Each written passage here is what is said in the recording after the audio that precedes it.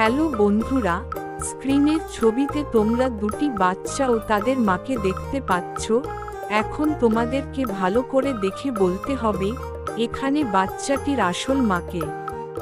যারা উত্তরটি গেস করতে পেরেছ কমেন্ট করে জানিয়ে দিও, আর তার জন্য তোমরা সময় পাবে মাত্র 5 সেকেন্ড।